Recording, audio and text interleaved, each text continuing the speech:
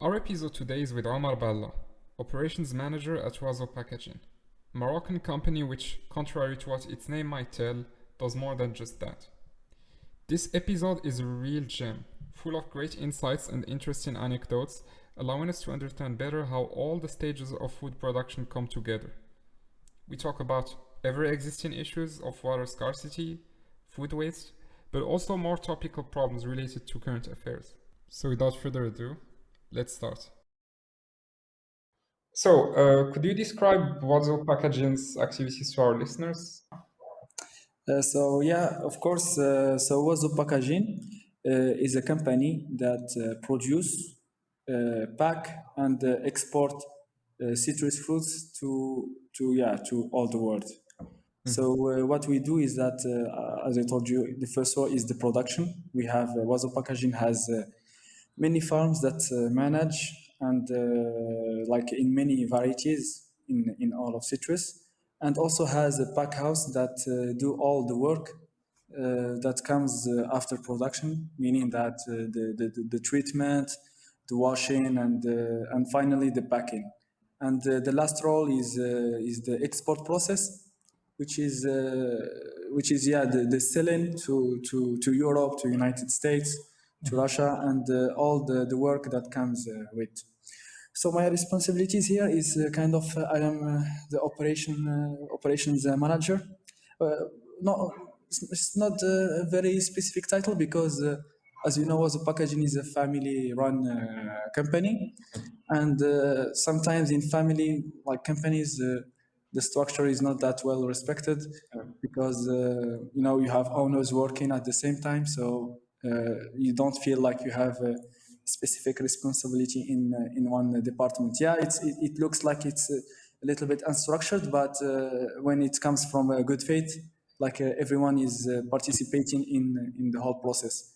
So I spend, yeah, let's say 20% of my time in the farms, and the 80% in the pack house, managing the programs, the export programs, and yeah, participating in a little bit in the whole process. That's really cool. So, Yeah. so you find your own clients yourself. Yeah, let me like take a few minutes to tell you how we started. At the beginning, we were just growers.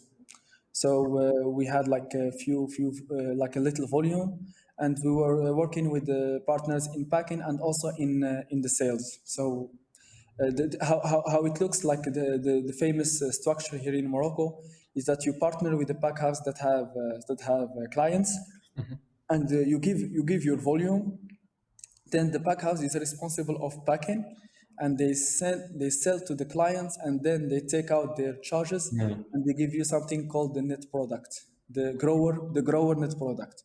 So we started at the beginning like that, and then when we moved to a bigger volume, then it was needed to be integrated.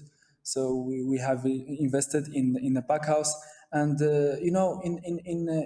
in Morocco, like or in an agriculture sector, like words spread very quickly, and who are the growers that have a good quality and who have not. So the clients, I can tell you that 60 or 70% of the clients came to us, and it was much easier. But yeah, we use also exhibitions. We will go, for example, to how we call that, exhibition salons in Europe, like Fruit Logistica, for example, in Berlin. It's a famous one, and Fruit Attraction in Madrid. So we travel a lot because you can't grow while just sitting in your in your desk. So you need to move a lot. Yeah, and now we have clients in let's say our first partner is the EU. We have we provide three main supermarkets. We have programs with Jumbo in Netherlands and Belgium. We have programs with Grand Frais in France. We also have some programs with Lidl, but through providers. And yeah, and that's the first partner. The second one is United States. We work a lot with the Americans, especially when the Californian crops are not doing well. I think we can talk about that after in in more depth. But yeah, we work through a lot of providers in the US. And finally, yeah, the third one is the Russian market.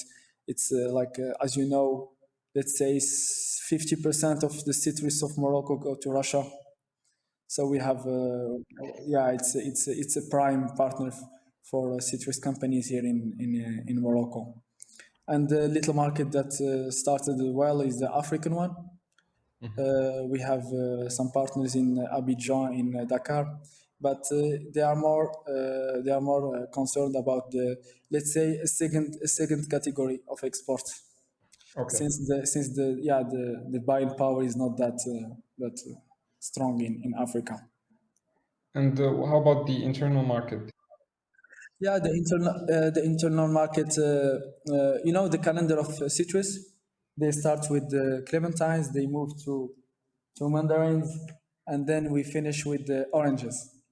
We can segment them by little fruit and big fruit. So the clementines and mandarins are little fruit, and the Moroccans they like more bigger fruit. That's a consumer behavior, and also they don't have the buying power to buy a very good product in little fruits. So what do Moroccans they consume a lot of oranges, and if you see if you ask your father, I think like 15 years ago it was quite not normal to have an orange juice in a breakfast here in Morocco. Oh, And really? why yeah, it was really something unusual. Why now, in any breakfast you can buy in Morocco, there is typically an orange juice on Yeah. it, and you see how it's now the consumption of oranges is very important in Morocco. It was a very good development for the citrus sector because let's say the markets are very difficult now to access, specifically in the oranges. So Moroccans buy a lot, and for us as was packaging, normally all the product that doesn't have the standards of Europe or United States say for export, they are sold in the internal market. So Okay. it's kind of like a second alternative to anything that can't reach the export standards. The EU has tougher importing restrictions for their countries and stuff. I mean, it depends. Normally, there are standards, and now they are going really hard. Specifically, let's say you have like two different markets anywhere in the world. You have the gross market where you just send your fruit and waiting for a price, and you have structured programs with supermarkets, and these structured programs are very very hard to access, meaning that you have very hard quality standards, and also now we're talking about quality and food safety, but also social standards. You have many social certifications that you need to reach. You have auditors coming from associations of supermarket that come and control if you treat well your employees. Do you pay them the wages that you need to pay? All that stuff. So yeah, we have exceeded the food safety and quality to other things. But when market is good, when there is no crop in Europe, you can access easily. But when the Spanish citrus fruits do you hear me? Yeah, yeah, I Yeah. think. When for example Spain have a lot of crops that need to sell in Europe, then magically these standards go up, and it become more of barriers of entries than actual just quality standards. I think now we're going forward. Maybe Moroccans will have better chances to eliminate, like specifically the European competitors, since the labor rights and the labor costs in Europe is just rising up. It will affect them directly, and one day they will just stop producing and move to other things Before the because episode, I was reading on like the stats, and I saw that Egypt is also a big yeah. producer. I was surprised by that. I didn't know. Egypt is the biggest now producer of oranges in the world. And They is it have competing for the same markets you are Yeah, exporting? exactly. That's why I told you it was a good development that we can now sell oranges in Morocco, because otherwise this sector would have died because of the Egyptian competition. They Mm. have they have lower costs than us. They have lower logistics to access Europe. I don't know why. Still, it's still a mystery for me. So they can still they can dump the prices and still be a good winner.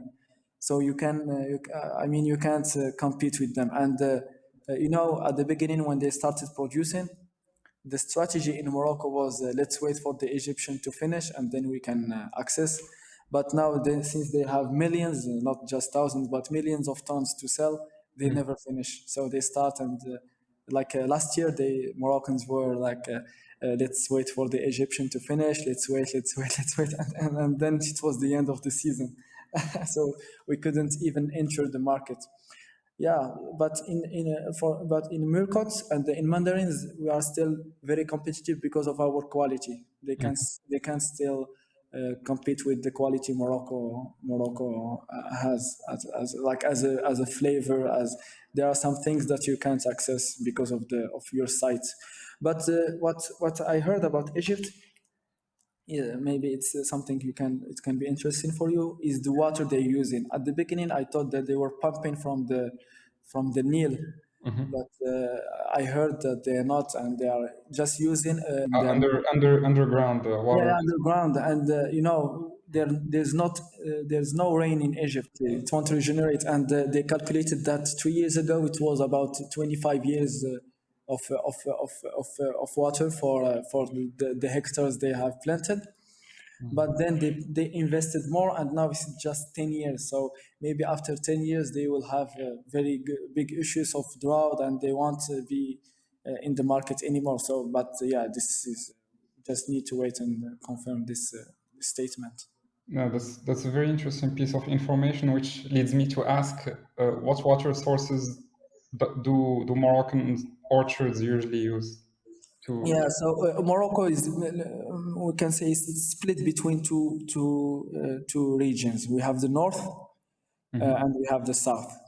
The north, as you know, they have still very good rain, seasonal rain, and the distance of water in the wells does not exceed 50 meters or 40 meters. And in the south is a complete different story. You have water under 170 meters in the best case scenario, or 200 meters, now sometimes even 300 or 400 meters. The main source, I would say, in the south is the wells. We are pumping from the wells, and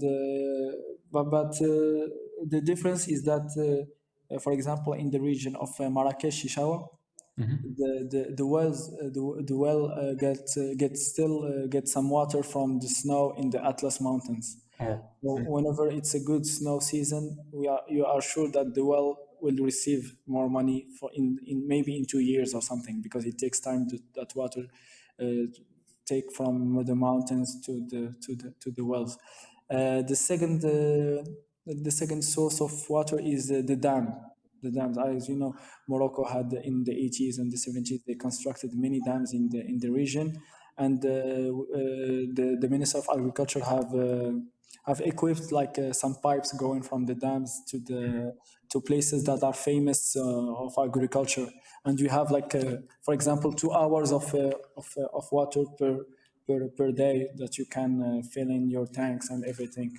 So yeah, these are the two main sources.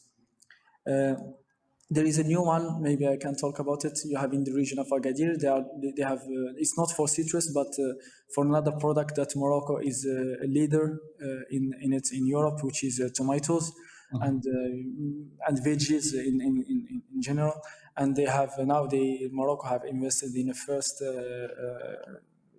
like station for making the salt water into something we can drink and we can irrigate, and it's a good promising experiment, so that we can have an alternative for the well, for Hmm. the water underground, and maybe save that for the years coming, and giving it some time to regenerate. Yeah. Yeah, this is indeed a great option. And for our listeners who don't know, Agadir is on the coast. It's a city that's directly on the coast, so it Yeah, can. exactly. Yeah, exactly.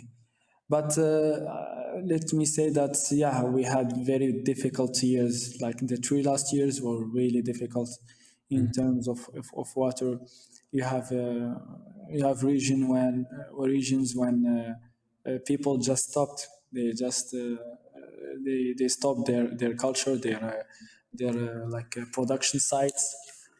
Sometimes it was about just survival. For example, if you had like an example 100 hectares of Mhm. citrus, and one or two of your well just there was no water on it, Mhm. you move from 100 to just 20. You choose like the best Wow. squares, and then you keep just 20 hectares from 100 because you just have water left for 20 hectares. And this happened really a lot because the few last years were really hard in rain. We had, especially for example this year, this week is the first really rainy week in the whole year. So we waited October, November, December, January, February, and then March to have a decent week of rain. You see how the critic is the situation. The dams have never been so low in the history of Morocco. We're talking about 20% of the capacity of dams. So yeah, it's getting critical. Yeah, but you know, normally we have increased the technology so that we can use less water. For example, now in Agadir, the Mhm. tomato sector is moving to from planting in the soil to planting in how we can say that. Greenhouse. Yeah, they are greenhouses, but not anymore in the soil, directly in the soil. You have like support that can carry the whole plant for a year, and instead of just giving water to the soil, you have like just it's a small box that maybe I can send you pictures after. And the water is very well monitored by hour. So each hour you give precisely the number of millimeters that Wow. it needs. So yeah, we have improved a lot, and we still need to improve. But for big cultures like citrus, it's still difficult to really monitor that. And it's not just the rain, but also the weather in general. This year it was a really like not normal year. Imagine, I've never seen because when normally we harvest in January, and then the cycle is finished, and then the cycle begins in spring, in the spring season in mid March, when we can see new flowers.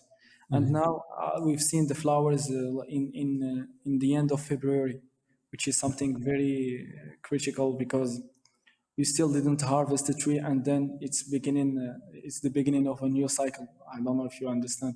So these are some consequences of maybe, I don't know, global warming and Mhm. everything, when the seasons will overlap, and then it will create a very big unbalanced yeah, for unbalance for the production of fruits, and for the nature in general. Mhm. Like imagine you need, for example, you need there are I will give you just one example. Like you have a tree, you still have fruits on it, still not harvested, Mhm. and then you need when during the flowers period, you need to make some treatments against some insects that are very, for example, active during this moment. Mhm. So for example, you can't treat and touch the fruits are that's gonna that's gonna be exported in few weeks. Mhm. Mhm. Yeah, so you want to treat them with that product, for example. So you need to wait until the tree is harvested, and by that time, maybe it's too late to treat. For example, you see, it's a one just one example to tell you how difficult it gets when seasons overlap. That's really problematic. Yeah, And you mentioned earlier that this the consumption pattern of that Moroccans have on citrus fruits changed, so it increased. yeah. I was wondering, so that means that previously we didn't consume as much as now.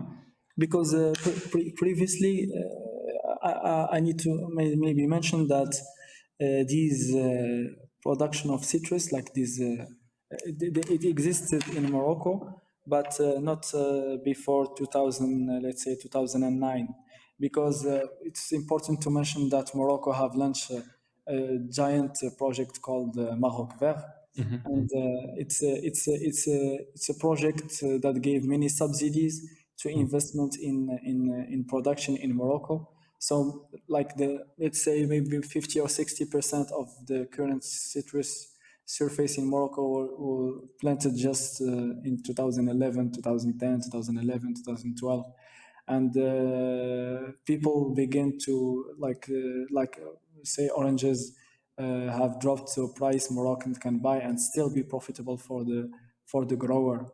It's not just in citrus, but in many production. Like Maroc Vert have enabled us to have a plate of fruits in Morocco that you can't find in any other country. You can in one plate you can have apples, oranges, bananas. I don't know kiwis, kaki, like fruits they didn't exist long ago in Morocco, and this helped the that Moroccan consume more oranges. Mm. This is quite an explanation. Maroc Vert was a good project, but yeah, it's good and bad because when you let's say before agriculture in Morocco was something very professional. Like not anyone can come and invest in big money in production of fruits. But when Morocco Vert came and gave all these subsidies, you know, they are they it exists like investment funds and maybe just people that have many that have big money in Morocco and just want to let's say use the subsidies to make some money. So maybe the surface it was expected it was exceeded and you have now some varieties in citrus that are let's say not profitable anymore just because people like they planted a lot and the price is not that important anymore. No, no, if I maybe this I can talk about more about an overview of the sector of how profitable now. Yeah, for sure. Yeah. Yeah, as I told you, like the calendar is split between three, like clementines, orange, mandarins, and oranges. The clementines are now are doing really bad because, as I told you, Morocco planted a lot, and we had many difficult years. Uh, it started with the 2018 when Morocco produced a lot of fruits. I mean, lot of fruits. We've never seen clementines. Like it was just at a moment, people like growers were paying people to come harvest and just go so that they can free their trees. I don't know if you can imagine like you've worked all the year and put like a lot of money and then you go and you pay someone to come and collect the fruits so you can start a new cycle. And this happened in 2018. No one wanted because they just produced a lot. And then in 2019, what happened? The trees were very, let's say, very tired and they didn't produce nothing. So you had like 2 years of uh, some people losing money. And you know when you get into this cycle, it's really difficult to stand up because you even don't have money to spend for the season 2020. But yeah, this was due to people just the minister of agriculture I think didn't quite supervise how the let's say how fast the surface was increasing in clementines. Moving to the mandarins, mandarins are still very valuable. We have, I mean, I think you know about the queen of mandarins. It's a Moroccan variety called Nadorkot, and the Nadorkot was discovered in Morocco and also carried by Moroccan companies. And we like until now there is no variety that can compete against Nadorkot either in productivity or flavor or shelf life. And this mandarin is now just carrying the whole sector because a grower doesn't have just clementines. They have clementines, some mandarins, and some oranges. So the mandarins is just carrying the whole sector, and it's still very profitable. And for the oranges, as I told you, like we still can get some money from just the local market. So it's still let's say a good subsector in the citrus industry. There are a couple of interesting things you mentioned here that we might talk about. Uh-huh. So the first one is a question. So you talked about the bad or the negative effect that like this non monitoring of the where the subsidies go created like a saturated market. Yeah. Was there an improvement in this regard with the extension of the Plan Vert for 2030? Was there? Yeah, they gave it a new, like say, new generation etiquette. Mhm. So it's called now green. It's called not Maroc Vert, but green generation. Okay. But yeah, I didn't see quite a difference. But how we say, market always regulate itself. Mhm. It always do. And when I told you that clementines are doing really bad, if you ask any grower if he's working in a really professional way with engineers and with a good knowledge of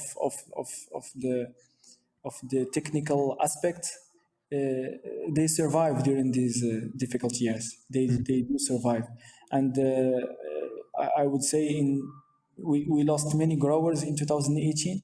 We lost many growers in 2019, and also we will lose a lot of growers in 2020. Mhm. And yeah, people will start exiting the industry, and then just the very structured growers will stay. Mhm. So yeah, you can do whatever you do, and the market will always regulate itself. This is I think my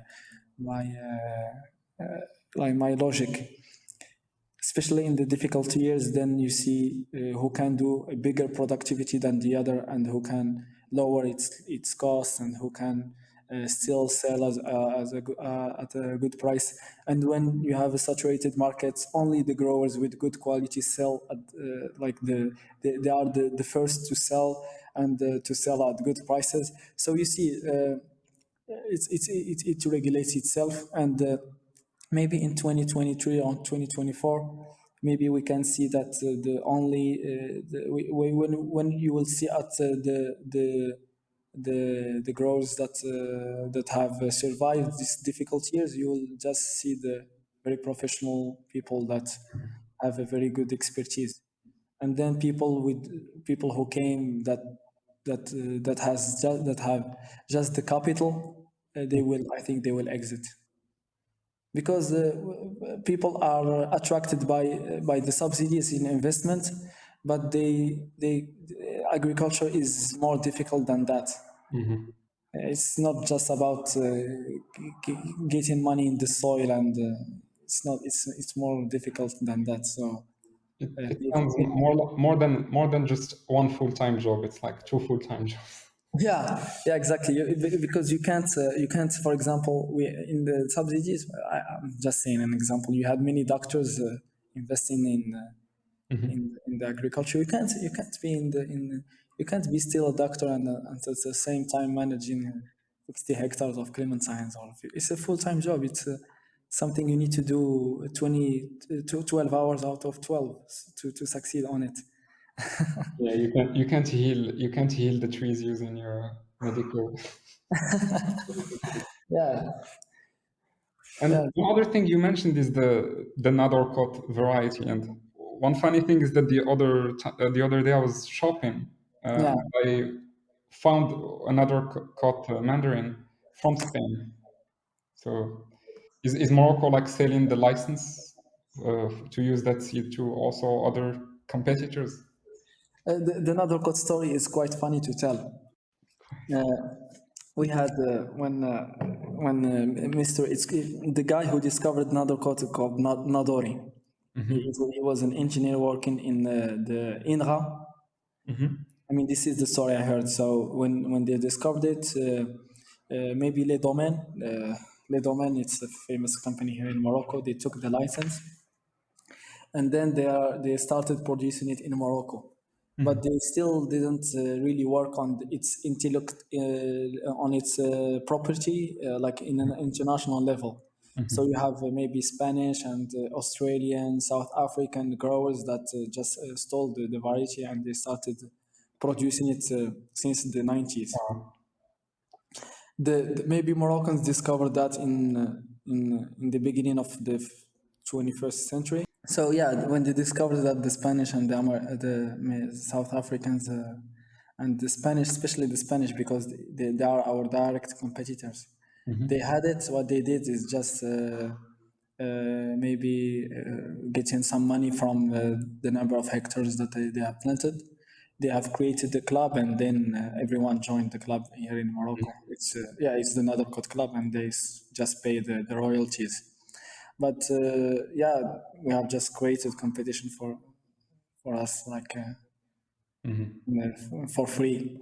For example, like Spanish, they have this Israeli variety called ore, like gold ore, and it's the main competitor of Nadorkot, and no Moroccan have that variety. It's It exclusive. doesn't exist in Morocco. So you see you see that when you have because you know in the how we call that the agricultural business plan, the variety is the key. If you don't have a good variety to plant, then you have nothing. It's where the value comes from. And is it just a matter of money? Like if you can afford the variety, you get it. Otherwise, you can't get it. Or is it? Sometimes it's more than just money. Sometimes it's political. It's yeah, and yeah, but yeah. For example, for Ore, why Moroccans don't from my personal view, why Moroccans still don't can't have that variety because it's a main competition for Nadorkot and maybe Les Domaines don't want because Les Domaines still sell Nadorkot plants in their nurseries. So I'm they guessing that's a good stream of income on its own. Just the yeah royalty. yeah exactly. That's a very big stream of income for that. Yeah, it's big. It's very big money. It's like we pay. I think it's about 20 cents of dirhams per kilo exported. Oh, okay. Imagine like Morocco now, it's about they export about 300,000 tons. So that's a lot of money. It's quite a good percentage out of the price. Yeah, yeah, exactly. All right, so I'm gonna take you back to something a bit different than what we've been talking about. I want you to give us some insight about how long it roughly takes for your crops to go from being on the tree to your Yeah. customers in Europe, for example, the supermarkets or whatever. Okay. So yeah, it's for example, it's harvested today. Then the same day it's in the pack house. We are just maybe it's about 50 kilometers from the farm. So the same day it's in the pack house. It takes about in the low season it will take like 2 or 3 days to be packed, and in the high season it will take about 12 days to be packed. and then the transit time to Europe it's about 1 week. And sorry, during those days where it's in the packing house, is it stored in a cold room or how does it work? Yeah, normally the for example the foods come today, it's treated with some fungicides and maybe it's products against like all these bacteria and infections, because hygiene is a very important thing in a pack house, because we have many viruses that should be stopped at the entrance of the pack house. So yeah, the fruits normally should be stored in a cold room for 3-4 days minimum, and then it should wait 2 days after it's after the cold room. Normally, if it exists today, then it should be packed after 2 days. And then it's packed, and maybe the fruit stays in the export cold rooms for 2 or 3 days, and then it's exported. Okay. And it's taken by ship. Yeah, mainly ships for citrus. It's mainly ships. It's from Tangier or It's from Agadir, mainly from Agadir, that's mainly from Agadir and Tangier. Yeah, these are the main two ports that export citrus to Europe and to United States. Because even if citrus fruits is available in all of Morocco, the the main exporting city is Agadir, because the pack houses are in Agadir. so The they whole have to come there. the whole ecosystem agribusiness things are in Agadir. It's the main city for doing business in agriculture. So you have fruits coming from Beni Mellal, from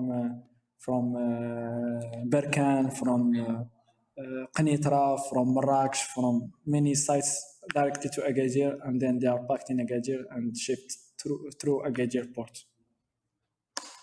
So as you're saying this, I'm trying to imagine like at which phases can there be food spoilage, like spoilage of the oranges. And I guess we already talked about one earlier when you mentioned how sometimes the demand just doesn't match what has been produced, and you have oranges left dying on the trees, or sometimes you have natural constraints where you can't uh, continue growing. Yeah. What about the later stages that you were just describing now? You're talking here about foods waste. Yeah, exactly. In the pack house, I will begin first in the harvest operation. It's very difficult, because you harvest using scissors, and the harvest labor in Morocco is not that qualified. So you have, for example, 10% of a very good production getting hit by these scissors during harvest. Wow. You have like little scares that can't, and when you like hit just by little fruit, then it can't be exported.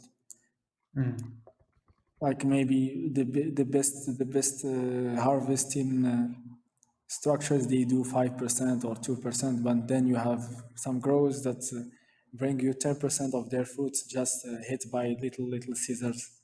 And is this just a purely aesthetic problem, or does the No, no, orange get no. uh, It will be a decay at arrival, okay.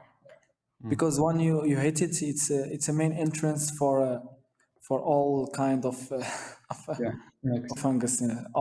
Those fungus will just enter, and then the orange will turn blue at at arrival. So yeah, maybe after harvest, maybe yeah, we can say that also a main source of food waste will be some fruits that can't, maybe you see that they can't resist the trip, and you still export them, and then you have some confiture at arrival, or orange Yeah. juice. while these oranges can be sold just locally and consumed right away. You see, you know what I, because once there, when the container is open and the orange juice is coming out of it, they just throwing it in Europe and they want no one will eat it. And so are these scarred fruits thrown away or maybe rerouted to a market where they can be deployed quickly, for Yeah, example? yeah. Scared fruit are just sold in the internal market here in Morocco.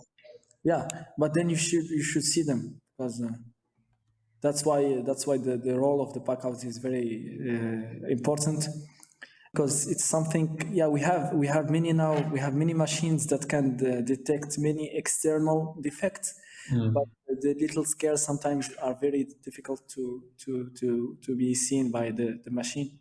And what comes after that in terms of waste? So now you harvested those fruits, you have the scarred fruits, etc.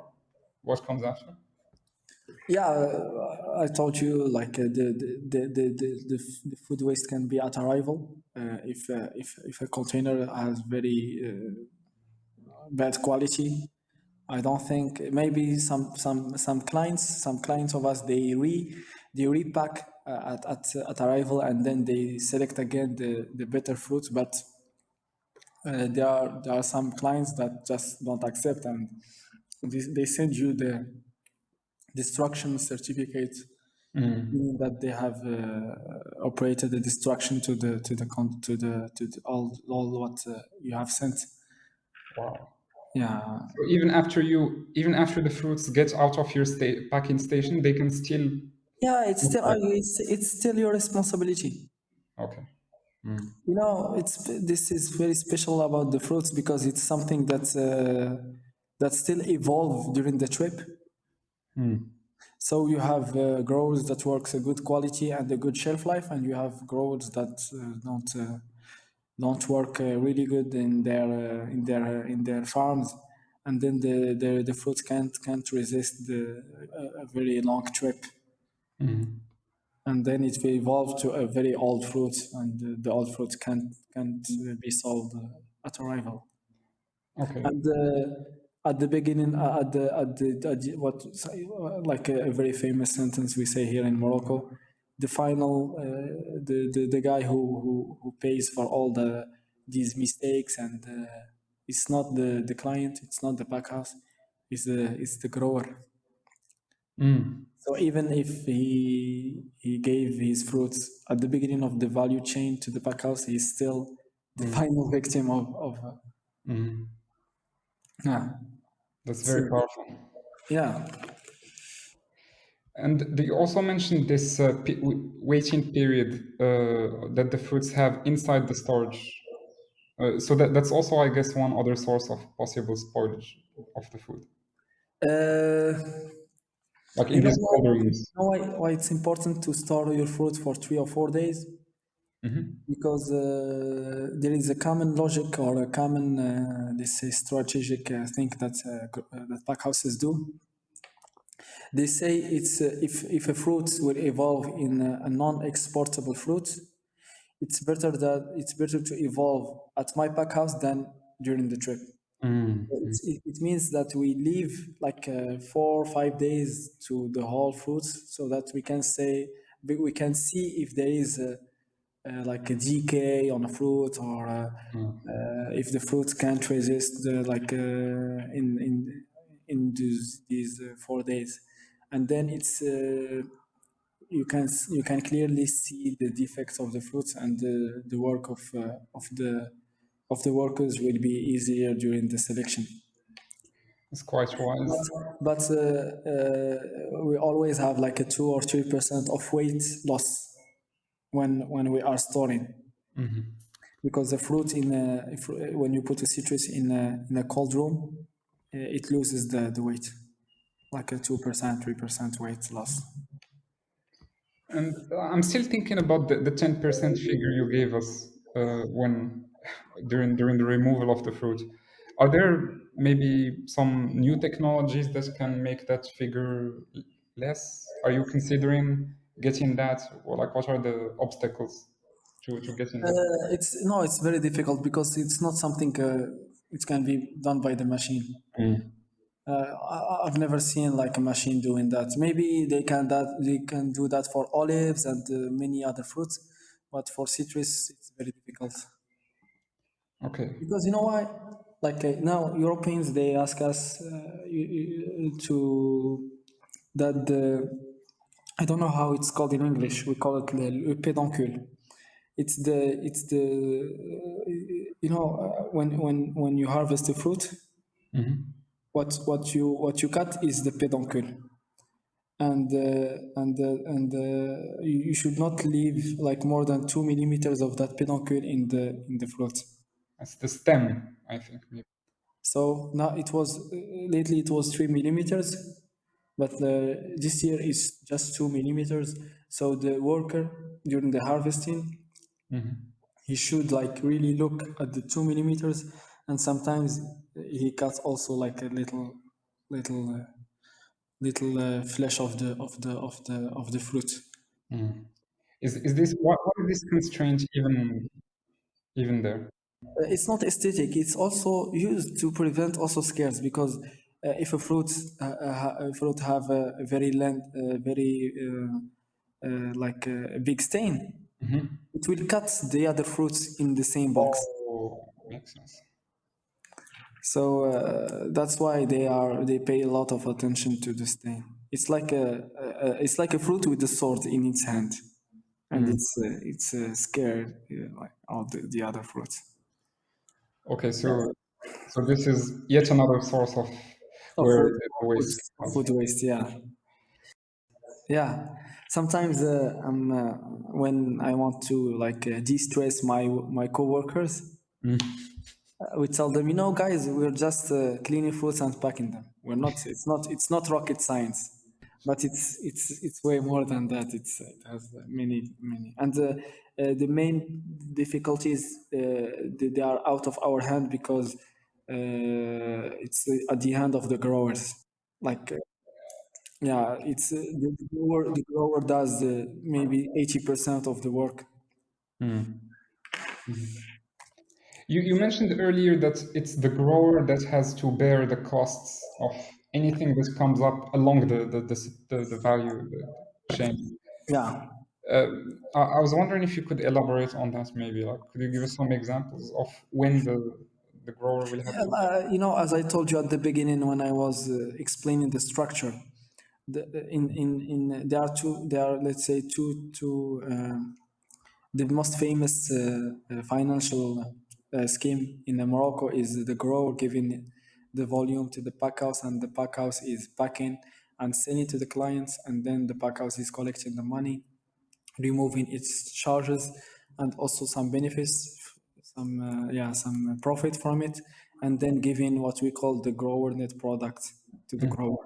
And Mhm. then that grower need to take that money and remove its charges and then see if something is left for him or not. So in this scheme, you see that the grower is the final victim of this process, and it's quite the most famous scheme we have here in Morocco. But Mm. then you have other growers who sell. They sell to the pack house at a defined price, and that's it. But Mm. yeah, it's a double sword thing because when you sell, if the market goes up, then you're not getting more money out of it. Mm. But yeah, it's the grower bears a lot of costs because he's the primer, let's say, responsible of his crops. Mhm. Yeah, unfortunately, uh, for example, this is the common thing we have with the Europeans, specifically Europeans. When we sell to them, when the market is down, then they revise the price. They always do, and while when the market goes up, they just pay you what they have agreed to pay.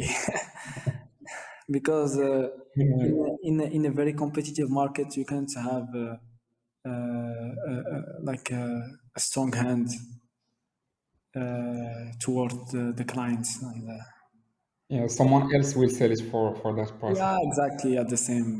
So it's difficult is when you have when you are in a very competitive market like the fruits sector. It's very competitive. It's very competitive. Everyone has fruits to sell, and everyone has fruits to sell at the same time. So you need to really to have something that the others don't. And most of the cases is the quality and the service and everything else. But well, One last question. You mentioned that Morocco exports a lot of its fruits to Russia. I remember the figure is 50%, right? With the current conflict that's happening in Ukraine, like it disrupted a bit this. Can you tell us more about how it was impacted? it stopped. It's not. It just didn't disrupt it or make it difficult. But the war just stopped the business. Wow. We have two main problems. The first one is the shipping. Mm-hmm. In the for the shipping, like the sea shipping, you have like three main companies. You have Maersk, you have Sema CGM, you have and you have MSC, and Mm-hmm. the three companies are European companies. So the two of them have just stopped the line. They told us we have no more line shipping line to Russia, Mm-hmm. and the only one is the only one left is MSC. Mm-hmm. But MSA have canceled all the insurance things on Russian shipments, and also they have increased the costs by by I think $1,000 per container, something like that. It's Wow. Mm-hmm. about 30% of the price. Mm-hmm. And the second logistic problem is the European ports that don't accept anymore a transshipment to Russia. You have the two biggest ports, which is the Hamburg one and the Rotterdam one. They tell us that we can't anymore make help you guys like. Take care of the container to Russia. Mm-hmm. What's the alternative for that? There's no alternative. No, there's no alternative. Mm-hmm. The only way to Russia is by sea, and if there is no ships to Russia, you can do nothing. And yeah, you can have like the direct line with MS as I told you, but now it's very expensive and they don't guarantee you anything. Even the insurances, how they told us that they don't take anymore they can't somehow guarantee anymore the shipments.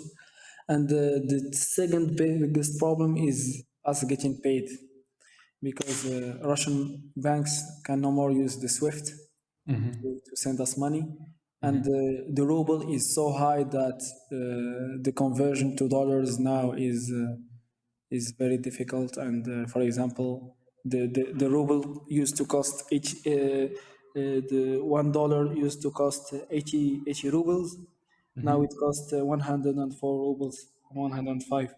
So you're getting less dollars by conversion one ruble, and our partners there they sell in ruble and they pay us in dollars. So at the end, it's us losing a lot of money in the conversion rates. So the timing is not that bad because I told you 50% of the citrus is exported to Russia, and a large majority of these 50% are clementines and not mandarins. The clementines have finished, and we have finished the season before the war. Still little problems of final payments, but the main issue is it will be next year.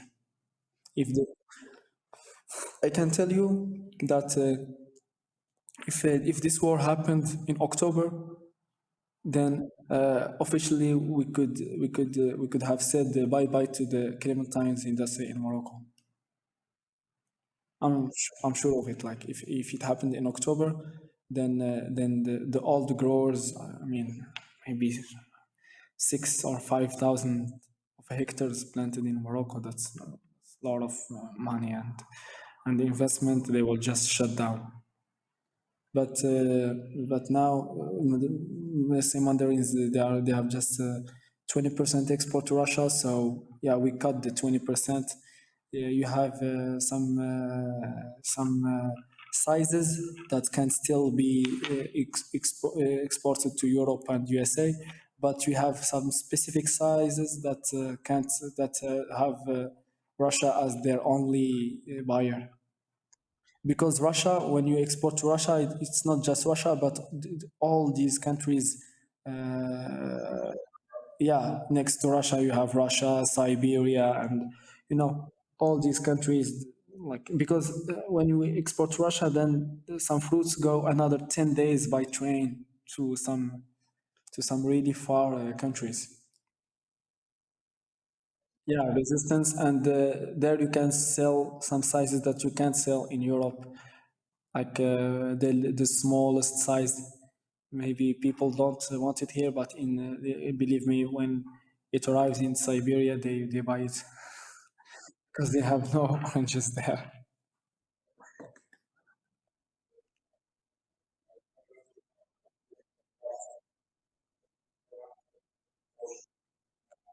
Yeah.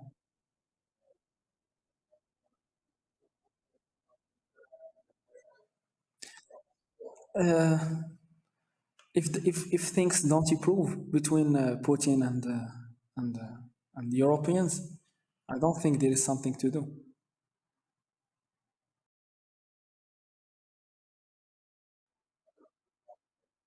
Yeah, but don't forget that citrus is a tree. It's not something you plant each year. Maybe in tomatoes you can do that because every August you are planting a new culture. But in the citrus, you invest and then you have a tree for 20 years. So you can't control the productivity of these trees. Yeah, it's not, for example, tomatoes. Yeah, for example, this year we planted, I don't know, 2,000 hectares. Maybe, yeah, there is a big problem, guys. Next year, let's just plant 20% or 30% of our production. You can do that, but in citrus, you can't.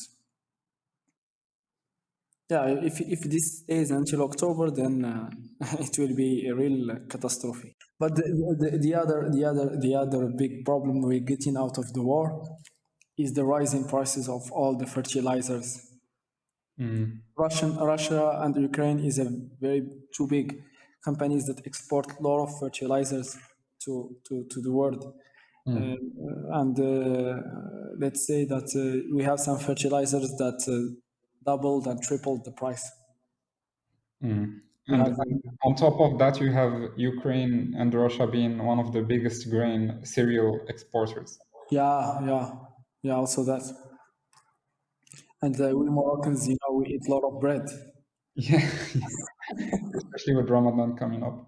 And also you have Morocco relying on high value exports such as citrus to finance like buying the cereals. Yeah, exactly, the import of cereals. And now you have both being affected Do you by want the to hear same a funny story I heard today?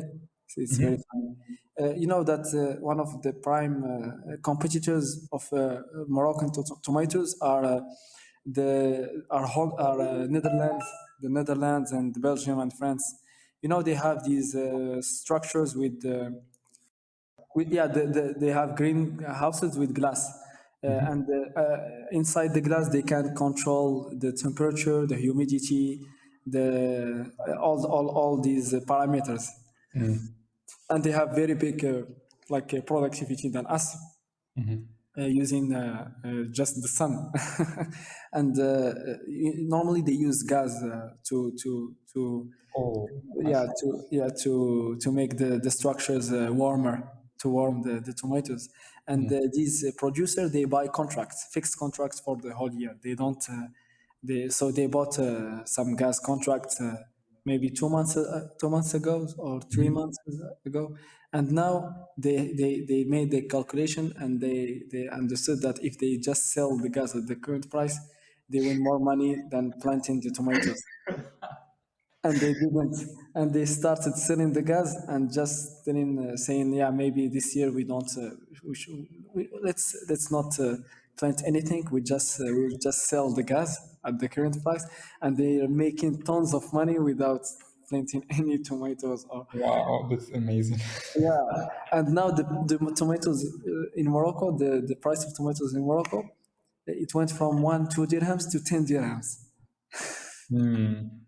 Even in because the internal market, or in the internal market, there is a very big problem now in Morocco because the tomatoes is something people consume a lot. It's a cheap vegetable that everyone can consume, and now it's going up. They're selling it expensive in Europe, and everyone now is exporting, and there is no much tomatoes in Morocco, and the price went up also in Morocco. makes sense. Yeah, Wow. yeah. Sometimes it's like how things develop, like the butterfly. Oh yeah, butterfly effect. Yeah. At the end of the day, you understand why producing tomatoes with a lot of gas. I mean, this like we have areas where some cultures can be done and areas that cannot be done. Mm. So like just leave, let's just maybe produce what can be produced at the lowest cost and also at the lowest CO2 print Mhm.